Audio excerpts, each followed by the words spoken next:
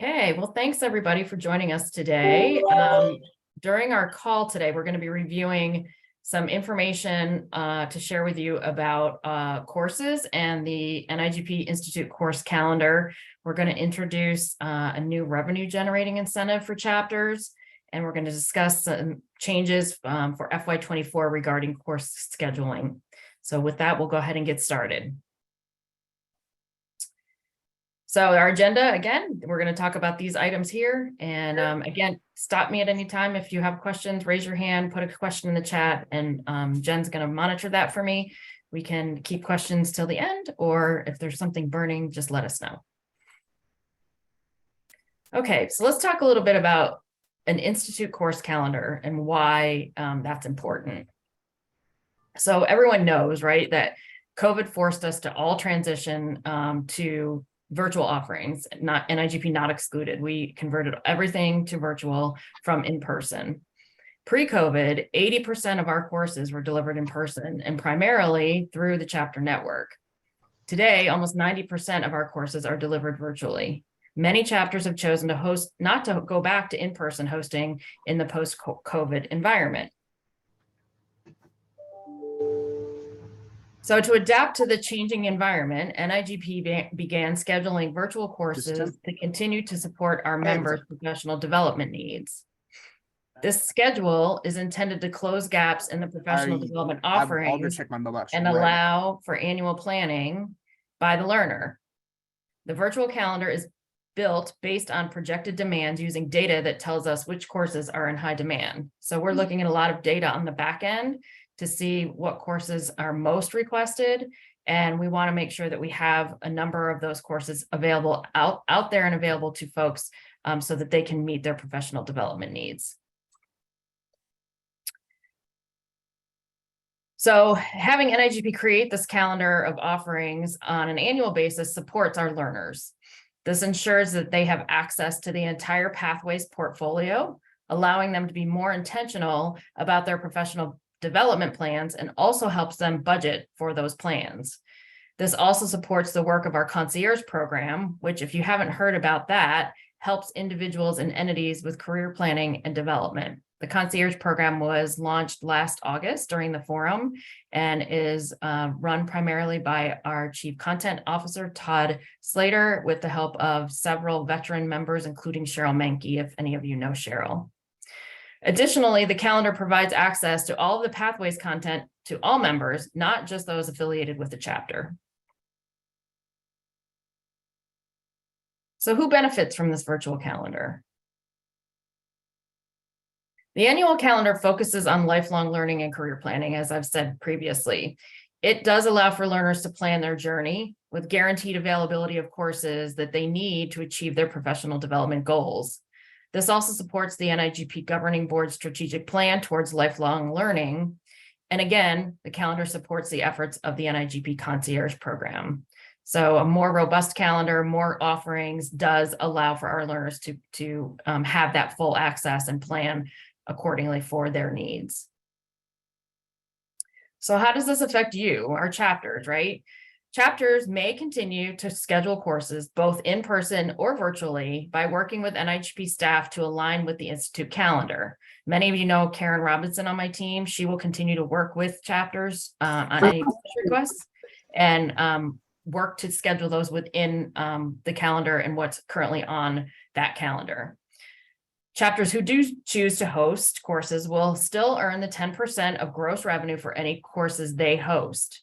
We will continue to provide marketing support to help you successfully host courses and work with the chapters to ensure fewer course cancellations, which can be very frustrating for our learners. In addition to our traditional rebate program, we're pleased to introduce our Learning Give Back program. This program allows for all chapters to earn money on the NIGP course calendar. Chapters will earn 5% of gross revenue for every registrant who identifies themselves as a member of their chapter, and NIGP will pay out this incentive on a quarterly basis. In order for you to fully benefit from this program, it will be vitally important for you as chapter leaders to explain the program to your members and remind them to identify themselves as a chapter member when registering for courses. There is a drop-down box on the online version of registration. So you'll want to make sure that the folks know to select your chapter. There is an option that says none at the very top, which will not help you reap those benefits. So we want to make sure that you have those benefits available to you. So make sure you let them know that. So with that, that's an introduction to a little bit more detail about the Institute calendar, what we've done as an organization to build that calendar in conjunction with chapter offerings, and how it supports you as chapters and our learners. So now I'm going to talk a little bit about what updates are in place for you as chapters as you start planning and looking toward the future. So this is a benefit for our learners. Starting July 1, we are offering a discount on the standard registration fee. So it's 20% off the standard fee for every course type from half day to 3-day.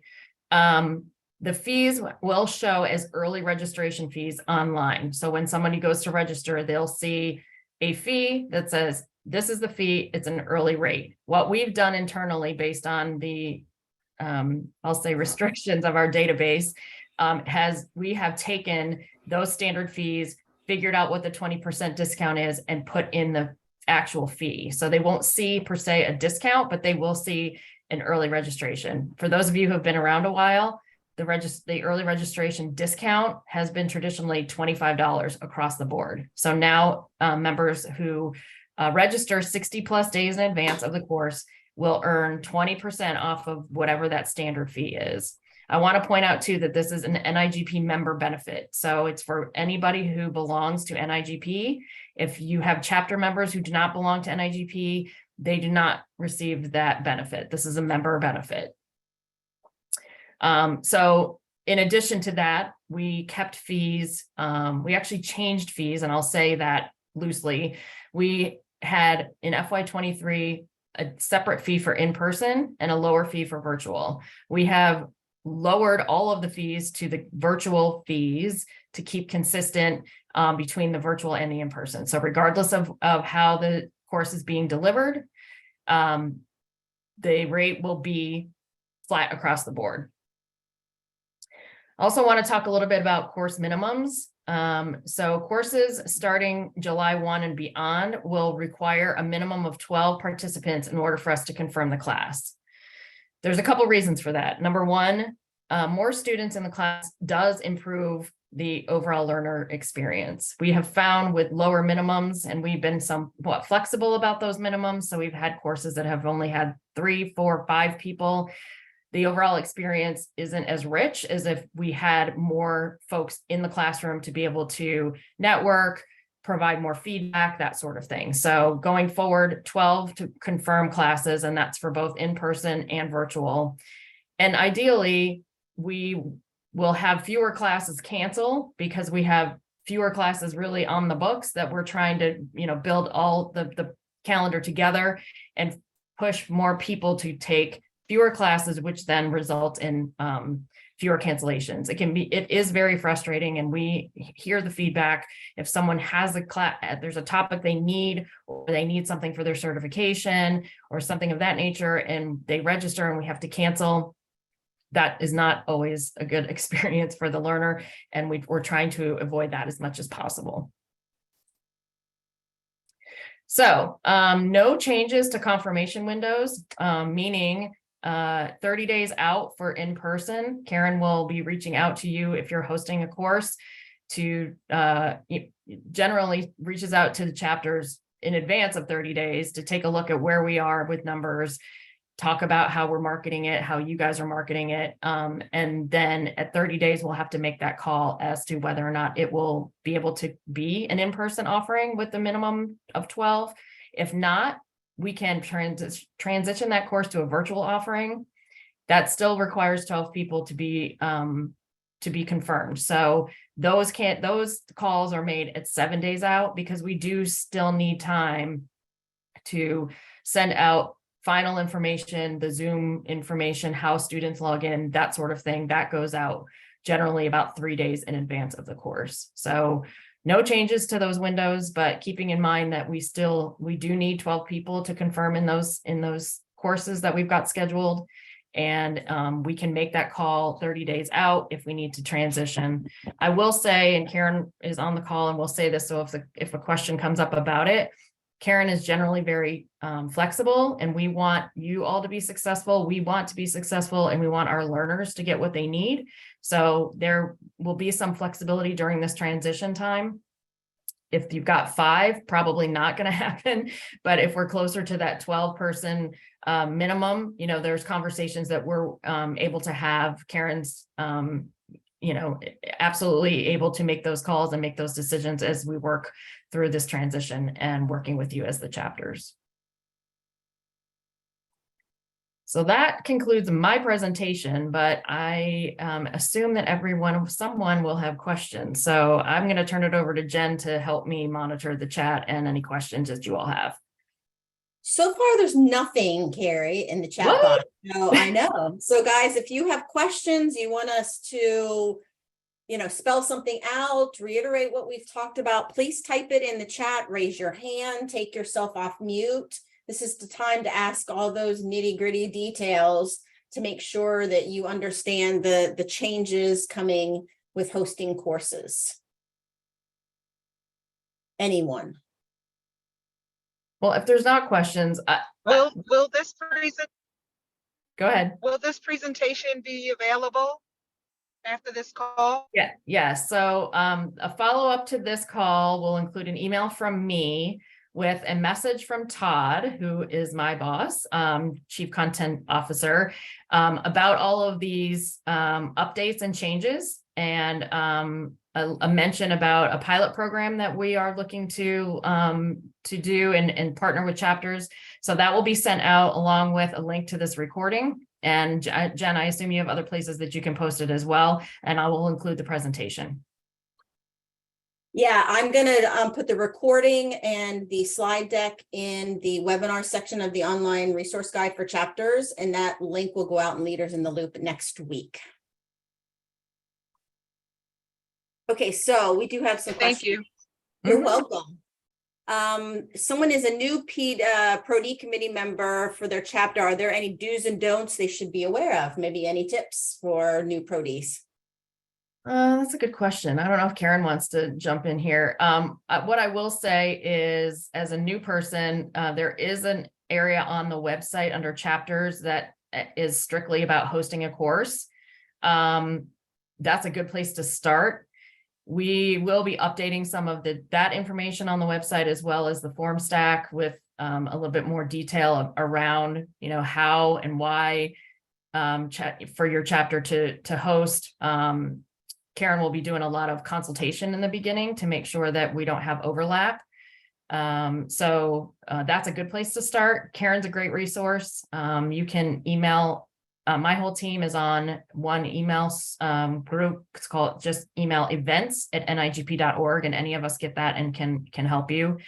But we also will do in July, we typically do a ProD / chapter leader quarterly call, just to kind of check in with you all. So we'll probably do one first quarter to do a check-in to see how things are going with these new programs. And so attendance at those are very helpful as well. Carrie, at the very end, what I think we'll also do is let's go live to the web and we'll show them, because there's a couple questions about being new. Let's show them where the link is to hosting a course, so we can do that at the end. So I've got some other questions though. Yep. How does the July 1 date affect classes that we've already asked to be scheduled? So anything that actually happens July 1 and beyond, these new things kick in. So that includes the 5% rebate on Institute hosted courses. So all of your members who are registering for courses that NIGP is hosting, you get the 5% after that July 1st date. The 10% stays intact. If you're hosting, you get 10% of that rebate. The 20% off kicks in July 1 for any classes happening after July 1st. And the 12-person minimum also does kick in as of July 1st. I just want Someone to, else who's new as a ProD, our chapter is required to lead a class. So maybe talk about what's required on site for the chapters and what their requirements are. hi, hey, Jen, Yep. sorry, can we back up to, there's the one from Karen Grindle. I just want to add that the classes that Karen, that you've already scheduled with me are on the schedule. They're not affected by the July 1 date, meaning when we did the Institute calendar, we put all the courses in that were already chapter requested. So all those went into the calendar as well. So your classes that you already asked to be scheduled are scheduled. But if you do any new ones from this point on, you'll need to check the Institute calendar and make sure that you don't want to schedule something that's on the same day that one's already scheduled. Try to work around the Institute calendar and push people. If you want to do one on November 15th and we already have one, you can push your people into that one and you will still get 5% of the Institute hosted classes. So I don't want to make sure that you understand the ones you've already requested are just like normal, meaning they're on the books and you don't have to worry about those. Yeah, if you've requested classes through Karen and they're posted, they're ready to go, though nothing changes and except the things that I listed previously. So going forward, if you know you want to schedule something, the easiest way to do that right now is to go out to the website to our learning tab, and there's a way to search courses by month. So if you know that you want to schedule a negotiations course in December, let's say, you can go out and see all of the courses, all the negotiation course, all of the courses that are happening during that month. And you can say, oh, well, they've already got a negotiations course on the books. NIHP's hosting it. Maybe it's another chapter. You can push your participants who may want that class to the Institute course and get that 5%. Or you can choose an alternative date and get with Karen to say, okay, well, you've already got something scheduled this time. Can we schedule one for our chapter on these alternative dates? So you'll just be working with Karen a little bit closer on those dates and what's available. But that's right now the best way to look to see what's currently out there and scheduled by both NIGP and all of our chapters. I also want to address Tara's question too, Tara, because when you go to do this process, you can call me and we can walk through it. It can be a little bit overwhelming, even if you go to the website. If you have any questions at all, or you feel like you've missed something, or you feel like you might not understand exactly what to do, just call me and we can walk through it together on the website, and we can go through everything together. Yes, and if Karen's not available, then obviously I'm happy to help out there as well. So just let me know if I can help anybody if Karen's not available. Jen, what was the other question that you? Let's go back. The other question was about the responsibility of the chapter. Right. The class. What is expected of as a new ProD? You know, do they introduce people? What is their role once it's in person or even virtual? Yeah, so in person, there is a lot more involved. If you haven't done an in-person class with us before, the ProD chair or education chair, whatever you call yourselves within your chapter, whatever your roles are, is responsible if an in-person request comes in to find the location, right? So most of the time it's in a government building somewhere, so you're not paying a hotel or, other venue. So finding the location, working with us to get that posted on our website. We will get the instructor for you. You're responsible for marketing that, right? You want to make sure that you're successful in meeting that 12-person minimum. So making sure your chapter members know that this in-person class is out there, when it's happening, where it's happening, how much it costs, promote that 20% discount 60+ days in advance, all of those things. And then the chapter is responsible for having someone on site that day. If it's a multi-day class, you have to have someone there every day to help out with the instructor. The instructor is all of our instructors are very versed in, well, we have some new ones that have just taught virtually, but they kind of know the process. But there's materials that get sent. You guys need to accept those materials, make sure they get to the site on the first day of the class. there's sign-in sheets, things like that are required. All of that is on the host course page, and I see Jen remove my screen and I'll pull up the website here in a second. But those are really more, it's a much more higher list of responsibilities for the in-person. From a virtual standpoint, really, you can do a couple things. Number one, if you truly want to host something, you can work with Karen, as we said, looking at the calendar, see what's out there already scheduled. Call Karen, tell her what you're interested in doing. You guys can look at it together, get something scheduled, and then we would agree on the date, get that posted with the instructor. All of that is taken care of. Virtual courses nobody receives actual materials, printed materials. It's all done virtually since it's a virtual offering. So there's no exchange of materials, that sort of thing.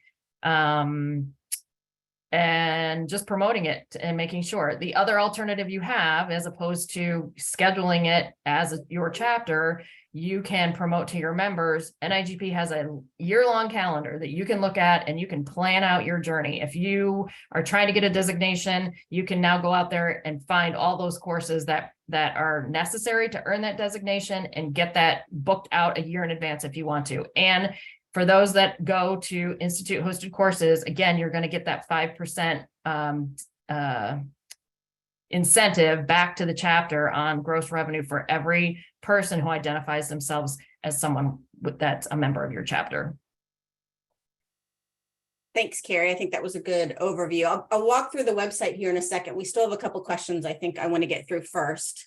Someone asked about, is there any new content of courses coming out in FY24? There's always new content coming out. There's always revision of content, updates as things change. We do look at data very closely. We've got some new tools in place that are exciting for us that we're able to take a look at to see what's moving, what's not moving, what people are taking, not taking. We may take a competency that's not popular per se for someone to sit for half an hour or half a day to watch and participate in, but maybe it would be valuable for an on-demand course. So our content team is constantly looking at what's out there in our Pathways portfolio and making decisions on making transitions to on-demand content. We are doing a lot of, I won't say a lot, but quite a bit of putting out more management level and advanced content. There's terminology for those things, but I think it's management and advanced practitioner, I think, are the two categories. So more higher level content coming out. And I do know that our content team is talking about trying to bring back some sort of introductory course, some sort of introduction to procurement course, which is something that we hear quite frequently is needed out there in the marketplace. We all know that you all are your agencies are bringing in new folks, and our previous intro class was sort of fire hose learning, and that's not how we like to do things. So there is new content coming out that gets updated on this page that Jen's going to show you. We have a listing of all of the classes that are available. And so as we add new content, that gets added to that page. Okay, Hey, Carrie. Yeah, Todd, go ahead.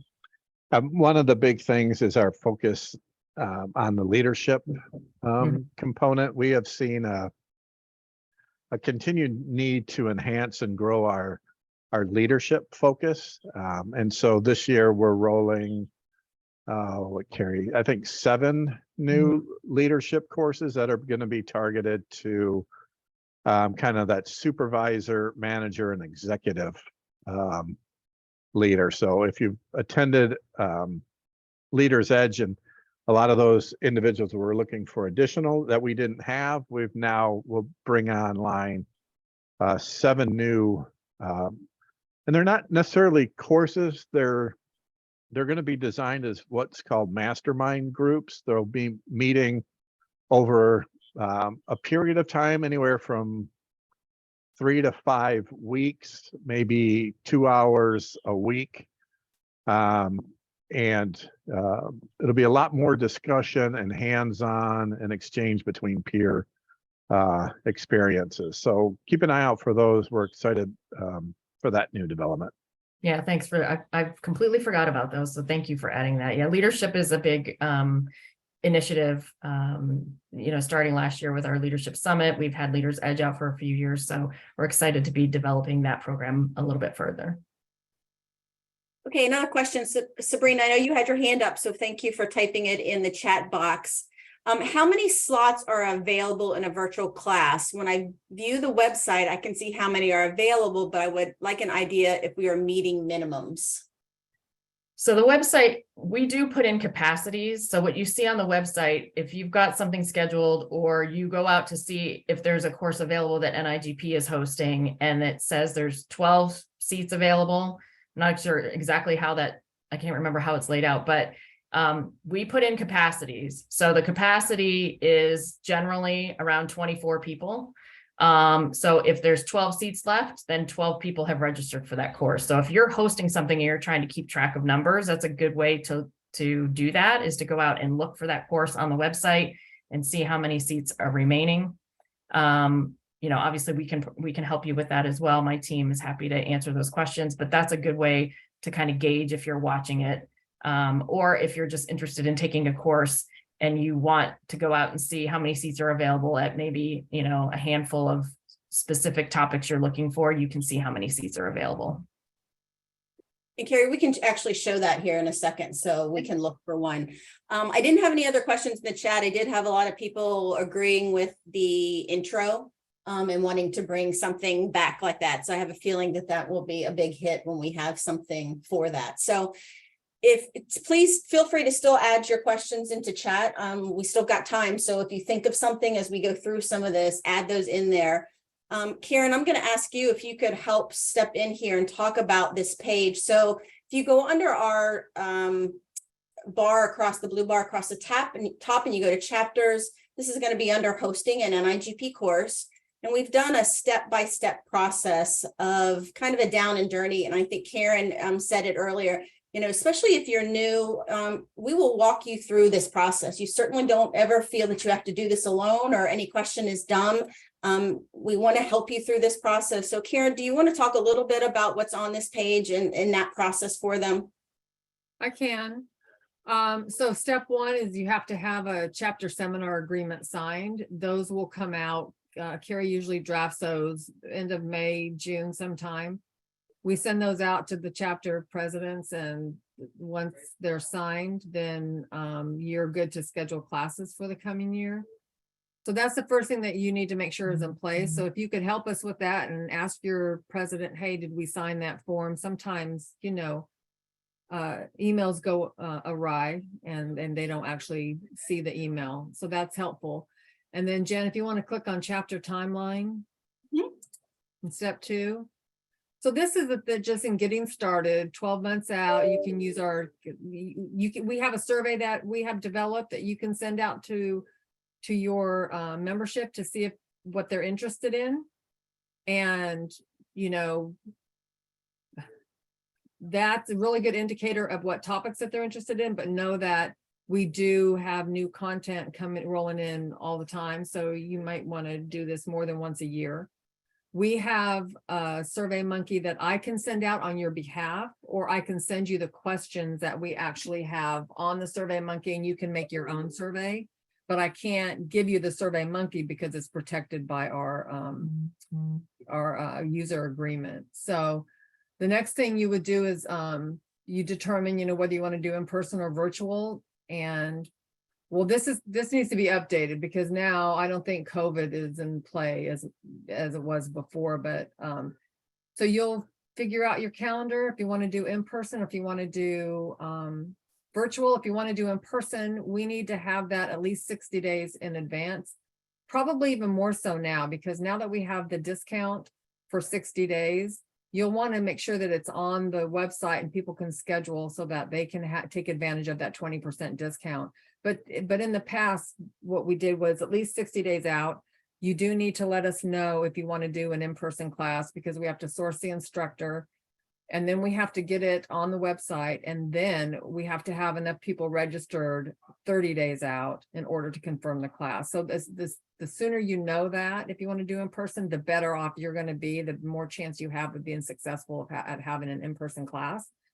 If you want to do a virtual class, we need 45-day lead time. That will give me a week to get an instructor, get it scheduled, get it on the website, and that'll give you at least a month, at least 5 weeks to have people register so that it can be confirmed. If you have a specific instructor in mind, it will ask you that. So once you decide you're going to do all this, you're going to click on, there's a form, a course request form. You're going to click on that and you're going to fill it out. You can do up to 6 classes on each one. And where'd we go? So you can do up to 6 classes on each one. And then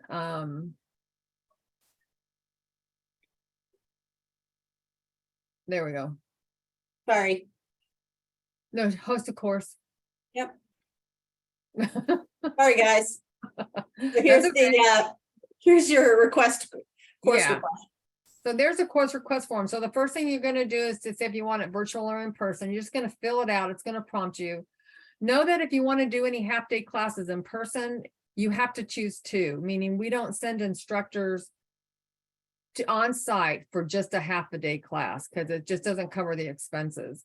So you have to have at least, if you want to do half-day classes, you have to schedule 2, and they both have to confirm with 12 people in order to have them in person. Now, people say to me all the time, say we have to transition a class from chapter 2 in person, and because it had 2 registrants 30 days out, and then we get 2 weeks out and now we've got 15 people, and they come back and they say, oh, we got 15 people, can we do it in person now?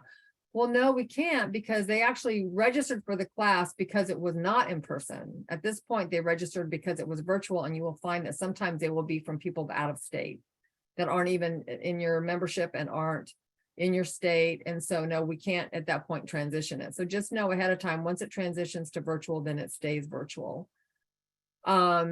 And then what you're going to do after you do the course request and we get it on the website, Marlena, my colleague, will send you a link that you will have to embed in the description on your website.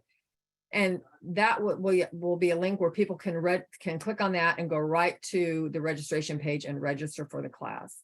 So what you'll need to do after that is market it. However it is that you do that, and if you need help with that, we can help with that, but you need to market the class and know that it will also be on our calendar on our website, and it will also be marketed because it will be listed on our calendar as well. So it's really kind of easy. You just have to figure out what your members want. You have to figure out what days you want to hold the classes. Well, if you want to do in person or virtual, what days you want to do it. Fill out the request form. I get it. If I have any questions, then I will be contacting you directly to say, hey, this doesn't work on this day, or haha, this is a Sunday. I'm sure that was just an oversight. That happens sometimes. And so once that happens and we get it on the website, you market it, and then you know what they say. If you build it, they will come, and then everybody is successful and everybody earns a lot of money. And hopefully that's how it goes for you. Thanks, Karen. I know that was an impromptu there, but thank you. Carrie also put in the chat the link to this landing page. Carrie, maybe we also include that in that email that you send out with the letter, is the link to this landing page. So just as another reminder, and we'll do it in the Leaders in the Loop as well. And someone also asked about that seminar agreement. The seminar agreement runs on a fiscal year, so you're currently signed through the end of June. And as Carrie said, a new one will come out for any scheduling that happens after July 1, and we'll need that back by mid-July. And again, you just need to make sure whether you're the ProD scheduling these and that your president has signed off on that. Carrie, do you want to tell me or walk me through where we go to events, just so we can show how these are listed and learning how you want to look at those real quick? Yep, so that's the learning tab you go to, and then over to the right, you'll see courses by month. And this is our course catalog. So these are all the courses that are scheduled for the month of May. And you can see, you can click the little plus button if you want to see what's happening in June, Jen. Click that and that'll open it up. And you can see on this page, this is also, I'm actually glad we're walking through this, because for that 5% incentive that we're offering now, it's for institute hosted classes only, not for any chapter hosted. So you can see that June 2nd, the competency module evaluation methods does not have a host listed, unlike the one below where it says course certificate of foundations of sourcing and contracting, which is hosted by the Arizona Capital chapter. So if your folks are registering for courses and you're trying to promote them to participate in institute hosted courses, that's how they can tell the difference. There's no host listed if it's an institute hosted course. But this is the best way for you to take a look at what's happening at any particular month. And I think it goes, I don't know how far it goes, but I think you scroll down, should be for the whole fiscal year. So these are all of the things that we have out there that we've scheduled. All of the courses on the Institute calendar have been scheduled and posted. Some do not have instructors associated with them yet, but my team worked really hard to get this calendar built out before we had this conversation with you guys. So kudos to my team for that hard work and getting the calendar built for the year. So Carrie, somebody asked about showing how many people are in there. So let's go into this one that Wisconsin is hosting and see where they talk about the Right there. Yep. That's so spots available. It's really small. I can't read it. I can't see if that 14 or 24. 14, sorry. Okay. My old eyes can't see. So that if the capacity is put in at 24, which is pretty much standard for us, then you can see that there's 14 spots available. So that means that you have 10 people confirmed in that course at this time. Thanks, Carrie. Anything else on this page? Somebody did ask about pricing. As you can see, half days are in the hundreds and 200s, and then you have 3 days that run $625 to $725. Those are standard fees. So you can see as you go through, 1 days are the 300, 400. So I know, I think Dave, you asked about the pricing. So it certainly depends on whether it's a half day to a 3-day course. Makes a big difference. So Jen, can you go down into July and pick one of those courses, please? Sure. Just pick one, it's fine. So you can see here where it says pricing. That's built with the standard. That's because it's not the 60 days out. Okay, go to August. We can do that. Any month. Okay, that's good. There we go. Let's go to the Oregon again. Okay, so the pricing you should see, it should say early. So Yep. that's the difference between what you're going to see for that 20% off, let's say. If it's 60 days out, you go in, your member goes in, our learners go in and they look at a course, they're going to see the early rate, which is, we've already calculated that 20% off. So that's how it's going to show up. So when you promote this to your members, that's how it should be promoted, that it's an early registration, but the amount is 20% off standard rates. And I should mention too, that our marketing team is putting together some tools that you guys can use to put this out to your membership. I'm hopeful that will get to us in the next month or so. So there'll be more follow-up on all of this as well. Tools that you can use for your website, tools that you can use in your social media, that sort of thing, to promote all of these great things that we're looking forward to for FY24. Carrie, thanks for pointing out that discount. I think our minds are set that when you check out on something, you see a price, and then when you go to pay, it shows the discount price. And this is just the opposite of that. What you're picking 60 days out is already the discounted price. So there won't be another drop in it. And I think that's just a good thing to remember. Todd also posted in the chat is to remember that concierge program that Carrie talked about. That's not just for individuals that want that, but possibly even working with your chapters. If you want to put something together, a yearly plan or a program of education for your chapters, Todd is willing to work with individuals and our chapters on a full year worth of learning as well. Any questions or anything else that while we're here on the website that we can go to? I think that was good, Carrie, to kind of break out to that, just to kind of show the different options that we had. For sure. If you also go to posting a course, I don't know if everybody noticed down the right-hand side, there are boxes where you can view, it's down here, but it shows what are all the courses for 3 days, 2 days, 1 day. So again, just gives you some more of that detail of what that content is you can be offering to your members. And keeping in mind, we do need to update these pages for FY24. We didn't want to do that until we had a conversation with you so that you knew what changes were coming and not be blindsided. That's how we roll. So these pages will be updated in the next, couple of weeks or so with all of the new minimums, the new pricing, all of that sort of thing. Karen also put it in the chat. Any questions, surveys, how to set up, you can contact Karen directly. Her email is in the chat, or events. There is a team of people that answer those as well that can help you with scheduling or questions about scheduling. Were there any questions that I missed? Anybody else that wanted to raise their hand, take themselves off mute?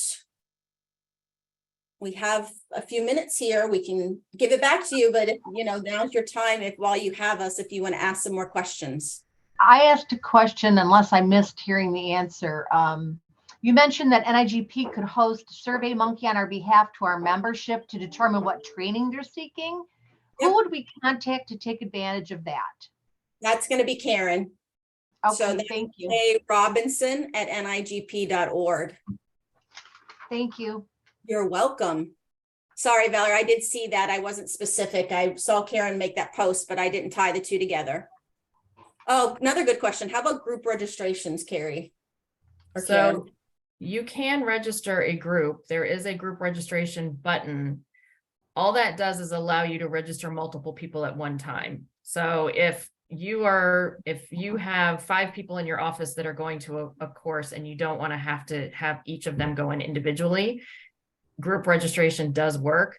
There are no additional discounts or benefits to doing that other than simplifying your life. So I want to be clear about that, but a group registration button is available that allows you to register others on their behalf.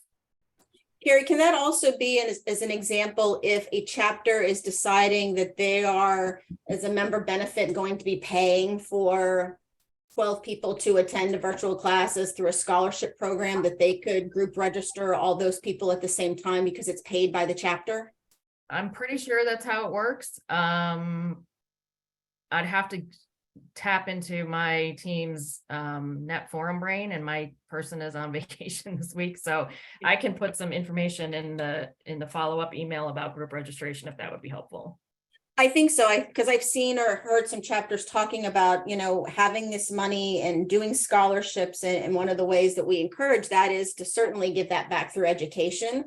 So it could be with hosting a course, and chapters can be creative and say, the first 6 people that register, the chapter pays for a portion of that. I mean, there's multiple things that a chapter can do to help incentivize that, but I just don't know how that could tie to a group registration when the money payment would all possibly or partial be coming from a chapter. So I just wanted to throw that out there. I don't mean to make it more difficult, but it could happen. Yeah, no, I think that the key is when you're registering online, regardless if you're doing it independently or as a chapter doing a group, or an agency is doing a group, payment is due when you register, when you use the online system. So you either need to pay with a credit card or provide a copy of a purchase order in order to make that registration go through. So if the chapter's paying for 5 people to attend a course and they want to go in and do the group registration, oh, you know what? I just remembered. They can't do it for a chapter. It's agencies only.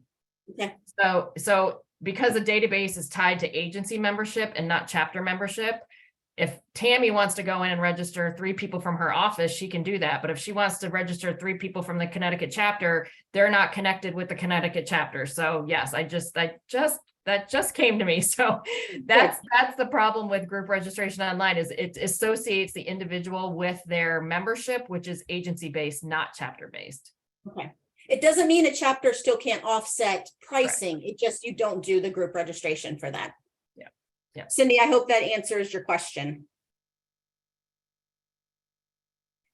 Any other questions? Something on this page actually just caught my eye and thought about it too.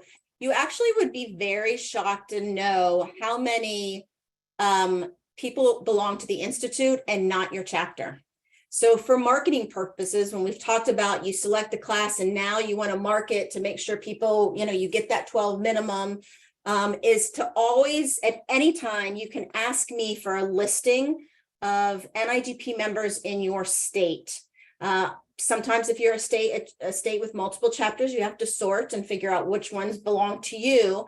But for a lot of chapters, that can be very eye-opening of how many people that maybe don't belong to your chapter that you haven't marketed to yet, not only for courses, but for membership. So at any time you can ask that of me, because NIGP membership runs on their anniversary year when they become a member, it changes daily. So if you're doing a push every quarter for classes, email me and I can send you a listing. So it's a great way to possibly tap into new names that you may not be aware of or associated with yet as a chapter.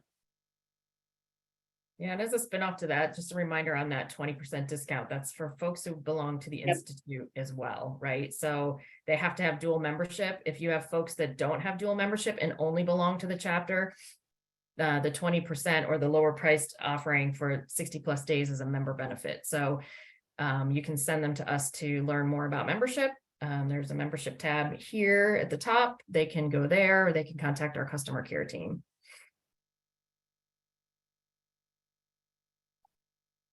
Any other Depending on how many questions? Depending on how many classes they take, a membership may be worth the offset. So just, that's something to keep in mind as well.